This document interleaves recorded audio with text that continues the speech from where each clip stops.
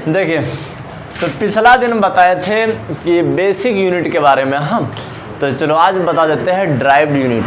कि बहुत बार एग्जाम में ड्राइव्ड यूनिट आते हैं कि जानते हो ड्राइव्ड यूनिट क्या होगा?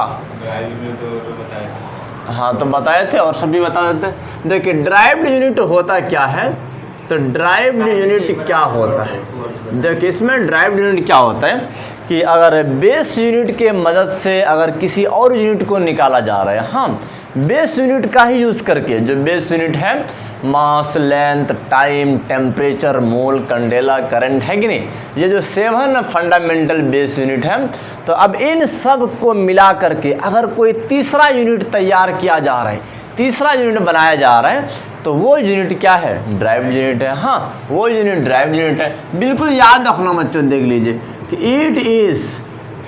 It is one such unit, समझना कि एक ऐसा यूनिट है, वन सच यूनिट, याद रखना है, one such unit which is formed, देखिए जो बनता है कैसे? बाय द हेल्प ऑफ या by the combination of base unit, by the combination of base unit. देखिए, अगर बेस यूनिट के कॉम्बिनेशन से, बेस यूनिट को मिला करके जो तुम यूनिट बनाओगे उसी को कहते हैं ड्राइव्ड यूनिट। हाँ, by the combination of base unit. देख लीजिए कि बेस यूनिट के कॉम्बिनेशन से जो यूनिट तैयार होता है, उसी को कहते हैं हम लोग ड्राइव्ड यूनिट कहते हैं। हाँ, देख उसी को कहते हैं ड्राइव्ड यूनिट कहते हैं। बोलोगे सर बहुत अच्छा लगा है कि नहीं? जितना भी हम लोग फॉर्मूला देखते हैं, देख लीजिए, जैसे जानेंगे सर पोटेंशियल एनर्जी, देखिए पोटेंशियल एनर्जी का सर 9th क्लास में पढ़े थे, mgh होता है कि नहीं? और इसके बाद क्या होता है ना सर जी, देख लीजिए मास का क्या होता है? kg होता है। g क्या है? g acceleration due to gravity है, मतलब ये एक्सेलरेशन है, एक्सेलरेशन, तो ये एक प्रकार का एक्सेलरेशन है। तो एक्सेलरेशन का क्या होता है? Change in velocity per unit time होता है ना रे? हाँ, तो डेल्टा मतलब चेंजिंग को दिखाते हैं। हाँ, मतलब ये डेल्टा भी का मतलब हो गया कि final velocity minus initial velocity. हाँ, देखिए मतलब चेंजिंग को दिखा रहा है। तो ये आपका जो यूनिट होता है ए का, वही यूनिट होता है जी का भी। हाँ, मतलब जैसे बोलते हैं सर मीटर प्रति सेकंड स्क्वायर बोलते हो ना रे, बिल्कुल सेम टू सेम वैसा ही लिख दीजिए। जी के बदला में तुम जो जानते हो वैसा ही लिख दीजिए बच्चों, मीटर प्रति सेकंड स्क्वायर, ऐसे ही ना लिखते हैं, ऐसे लिखते गुना। देख लीजिए हाइट क्या है? एक प्रकार का डिस्टेंस है, तो डिस्टेंस के लिए हम लोग मीटर लिखते हैं, है कि नहीं? अच्छा, अब देख लीजिए, तो यहाँ kg हो गया, मीटर गुना मीटर, तो आपका मीटर स्क्वायर हो गया और प्रति सेकंड स्क्वायर हो गया, है कि नहीं? तो आपका ये पोटेंशियल एनर्जी का यूनिट हो गया, तो इसको ड्राइव यूनिट कहते हैं, क्योंकि इसमें जितना भी आया है ये बेस यूनिट से आया है कि नहीं? बेस यूनिट से। तो कोई भी एनर्जी रहे ना, सारा एनर्जी का जो यूनिट आएगा वो सेम ही आएगा। कोई भी यूनिट क्या कहते हैं फॉर्म रहे, जैसे वर्क रहे, काइनेटिक एनर्जी रहे, पोटेंशियल रहे, कोई भी एनर्जी रहे, हाँ, तो सबका यूनिट सेम ही आएगा। बोलोगे सर रियली? हाँ रियली। तो देख लीजिए काइनेटिक एनर्जी का पिछला दिन निकाले थे कि नहीं? तो पिछला दिन काइनेटिक एनर्जी का भी इतना ही निकाले थे, देख लीजिए। चलो आज फिर से बता देते हैं, 12 mv²। तो ये जो क्वांटिटी है इसका यूनिट लेस होता है, ये संख्या का कोई यूनिट नहीं होता है। हाँ, देखिए, और मास का क्या होता है? तो kg होता है, और वेलोसिटी का मीटर प्रति सेकंड होता है कि नहीं? इस पर स्क्वायर मार दीजिए तो क्या हो जाएगा? kg मीटर पर स्क्वायर हो गया, प्रति सेकंड स्क्वायर हो गया, है कि नहीं? आपका देख लीजिए कोई भी फॉर्मूला एनर्जी का यही हो जाएगा। बोलोगे सर जानते हो एक प्रॉब्लम में हमारे आइंस्टाइन ने ना तो एक फॉर्मूला दिए थे एनर्जी का, वो बताए थे E बराबर mc² सर, mc² बताए थे, क्या इसका भी वही आएगा? हाँ, इसका भी वही आएगा बच्चों, देख लीजिए। हाँ, तो समझना ये तो मास है, मास का तो kg होता है, और ये आपका c जो है स्पीड ऑफ लाइट को दिखाते हैं, स्पीड ऑफ लाइट, है कि नहीं? तो लाइट का स्पीड है वो भी तो समझना सर मीटर प्रति सेकंड ही है ना, तो मीटर प्रति सेकंड है ना रे, देख लीजिए। तो यहाँ समझना है यह भी क्या आ गया? kg मीटर प्रति सेकंड स्क्वायर। देख लीजिए कि सब में कोई भी फॉर्म ऑफ एनर्जी रहे यूनिट सेम ही आएगा। बोलोगे सर एक हम लोग चैप्टर पढ़े थे 9th क्लास में, वर्क एनर्जी है ना रे, work energy and power. Sir वहाँ बताए थे कि अगर कोई ऑब्जेक्ट वर्क कर रहा है मतलब उसमें एनर्जी भरा हुआ है, और जिसमें एनर्जी भरा हुआ है वो सर वर्क कर सकता है कि नहीं। बात ऐसी, हम लोग दोनों को इक्विवेलेंट मानते हैं कि नहीं सर, इक्विवेलेंट ही तो मानते हैं कि अगर जिसके पास एनर्जी स्टोर है वो वर्क कर सकता है। देखिए हमारा पंखा के पास एनर्जी था, घूम रहा है, अपना वर्क कर रहा है, और जो वर्क कर रहा है देखिए वो साइकिल वाला जा रहा है, तो मतलब उसमें एनर्जी है कि नहीं। तो ये एनर्जी और वर्क इक्विवेलेंट है। हाँ, तो अब बताते बोलोगे सर जानते हो वर्क जब हम लोग निकालते थे ना, वर्क जब निकालते थे ना उसका भी यूनिट जूल में ही लिखते थे। हाँ, कि शायद सर वर्क का फॉर्मूला पता नहीं, वर्क का यूनिट तो इस एनर्जी से मिलेगा कि नहीं मिलेगा। अरे टेंशन नहीं लो, अरे सब मिल जाएगा। W बराबर होता क्या है बच्चों, फोर्स गुना डिस्प्लेसमेंट होता है कि नहीं।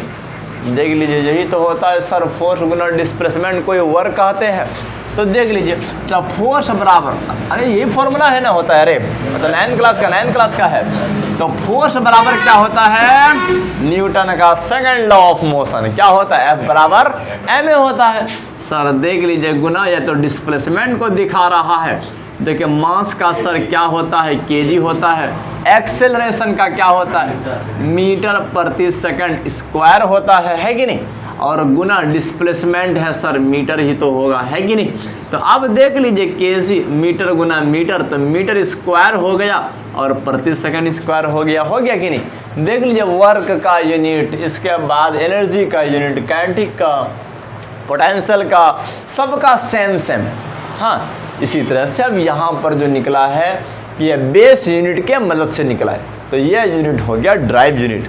हाँ, तो ड्राइव यूनिट के बदला में साइंटिस्ट का भी नाम दिया जाता है, इसके बदला में 1 जूल भी बोल सकते हो, इसके बदला में 1 जूल भी बोल सकते हो, है कि नहीं, इस तरह से बोल सकते हो। तो चलो अब जानते हो इस तरह से बहुत सारे जानते हो हम लोग एनर्जी ड्राइव क्या कहते हैं, यूनिट ड्राइव कर लेते हैं बेस यूनिट के मदद से। जैसे बताएंगे कि यह ग्रेविटेशनल फोर्स है जिसका फॉर्मूला होता है G इंटू आपका 1 बॉडी का मास गुना सेकंड बॉडी का मास और बट्टा हो गया डिस्टेंस स्क्वायर, है कि नहीं। इतना होता है, यह ग्रेविटेशन फोर्स का है। अगर एग्जाम में आ जाए कि G का यूनिट क्या होगा, G का यूनिट क्या होगा, तो टेंशन किस बात का। देख लीजिए फोर्स का क्या होता है, न्यूटन होता है, न्यूटन है ना रे, ऐसे न्यूटन लिख सकते हो। सर मास का क्या होता है, देख लीजिए kg होता है कि नहीं। तो kg हो गया सर, डबल ना मास है, तो स्क्वायर लगाइए, इस पर स्क्वायर लगा दीजिए, है कि नहीं रे। अच्छा बट्टा देख लीजिए, ये सर डिस्टेंस था तो क्या होगा, मीटर होगा, तो मीटर पर स्क्वायर मार दीजिए, स्क्वायर मार दिए। तो देख लीजिए, तो अब देखना बराबर में क्या होता है, क्रॉस मल्टीप्लिकेशन होता है, यहाँ वाला इसके साथ मल्टीप्लाई होगा, है ना रे। तो ये क्या हो जाएगा, न्यूटन मीटर स्क्वायर, उधर क्या रह गया, G गुना kg स्क्वायर। तो सर kg इधर आ जाएगा, kg इधर आ जाएगा, तो कहाँ चले जाएगा, बट्टा के नीचे चले जाएगा। देख लीजिए क्योंकि उधर गुना में है, इधर आएगा तो भाग में, है ना रे, बराबर G हो गया। तो अच्छा आप बता दीजिए G का यूनिट क्या हो गया, kg मीटर स्क्वायर, क्या लिखा गया जी, न्यूटन मीटर स्क्वायर प्रति kg स्क्वायर, यही ना आ गया, न्यूटन मीटर स्क्वायर प्रति kg स्क्वायर हो गया। हाँ, बोलोगे सर ये डंडा मारने में ना, अरे हमको खराब लगता है सर सीधा वाला, अरे सीधा वाला भी होता है, ऐसे भी तुम लिख सकते हो, -2 दे देना है कि नहीं। अगर -2 का मतलब kg स्क्वायर बट्टा के नीचे से ऊपर गया है कि नहीं, तो तुम समझना है 1/2 को ऐसे भी लिख सकते हो, ऐसे भी लिख सकते हो, है कि नहीं। तो 1/3 को ऐसे भी लिख सकते हो। हाँ देख लीजिए, तो जब माइनस का पहचान है कि वो नीचे से ऊपर गया है। हाँ देख, ऊपर में माइनस है तो क्या वो नीचे से गया है, और नीचे में ऊपर से नीचे गया। हाँ बोलोगे सर क्या हम ऐसे लिख सकते हैं कि अगर यहाँ पर अगर -1 रहे, इसका मतलब 1/2, अगर वो नीचे में ही माइनस रहे तो ऊपर से नीचे गया है, तो ये 2 है कि नहीं। तो ऐसे हो गया। तो समय ना ये सब यूनिट को कहेंगे ड्राइव यूनिट। हाँ ये सबको कहते हैं ड्राइव यूनिट, क्योंकि ड्राइव क्या गया है, बेस यूनिट की मदद से ड्राइव किया गया। हाँ ऐसे देख लीजिए, और सब अगर आ जाए, और सब ड्राइव यूनिट की अगर बात करेंगे तो टेंशन लेना ही नहीं, और सब याद करो। देख लिए 9th क्लास में क्या क्या फॉर्मूला पढ़े थे, सब बहुत सारा फॉर्मूला पढ़े थे। देखिए अब समय ना है कि एक क्या होता है देख लीजिए सर, पावर का पढ़े थे, पावर बराबर क्या होता है सर, एक यूनिट टाइम में जितना वर्क किया जाता है उसी को पावर कहते हैं, है ना रे। एक यूनिट टाइम में जितना वर्क किया जाता है, जानते हो ये पावर और वर्क ना एक ही है, दोनों में डिफरेंस सिर्फ क्या है कि अब यह पावर ये टाइम के साथ जुड़ा हुआ है कि एक यूनिट टाइम में तुम कितना वर्क कर रहे हो। हाँ, यूनिट टाइम में आपको टाइम फिक्स कर दिया, हाँ, कि आप 1 घंटा में कितना वर्क करोगे, तो जितना भी वर्क करोगे 1 घंटा में उसी को बोलेंगे पावर। अगर कोई इंसान दूसरा इंसान 1 घंटा में ज़्यादा वर्क कर दिया ना, उसके बाद पावर ज़्यादा हो गया, और तीसरा इंसान और ज़्यादा कर दिया तो पावर और ज़्यादा हो गया। हाँ, तो समझ लेंगे इसमें टाइम फिक्स है। अच्छा, अब देखना, अगर बोलेंगे सर पावर का यूनिट क्या होगा, पावर का क्या होगा, तो टेंशन नहीं लेना है, देख लीजिए। तो पावर बराबर वर्क का क्या होता है, वर्क का जो होता है एनर्जी का, है ना रे। देखिए जो होता है एनर्जी का क्या बात बताए, देख लीजिए केजी मीटर स्क्वायर प्रति सेकंड स्क्वायर, है कि नहीं। तो ये सब बात को याद रखना है कि केजी मीटर स्क्वायर तो प्रति सेकंड स्क्वायर, तो केजी मीटर स्क्वायर प्रति सेकंड स्क्वायर हो गया, और गुना देख लीजिए टाइम है तो टाइम का क्या हो जाएगा, टाइम का बच्चों सेकंड होता है कि नहीं, देख लीजिए टाइम का सेकंड होता है। तो आप बता दीजिए कि पावर का क्या हो जाएगा, तो केजी मीटर स्क्वायर प्रति सेकंड क्यूब, देख लीजिए इतना हो जाएगा, इतना बड़ा बात है ना रे, इतना बड़ा बात देख लीजिए। तो समय इस तरह से तुम लिख सकते हो, इस तरह से लिख सकते हो, है कि नहीं। तो यह सब है आपका ड्राइव यूनिट, हाँ यह सब है ड्राइव यूनिट। कि चलो अब बताते हैं एक न्यू दुनिया कि सिग्निफिकेंट फिगर क्या चीज़ होता है। हाँ, सिग्निफिकेंट फिगर, अगला हेडिंग यही ना है रे, सिग्निफिकेंट फिगर।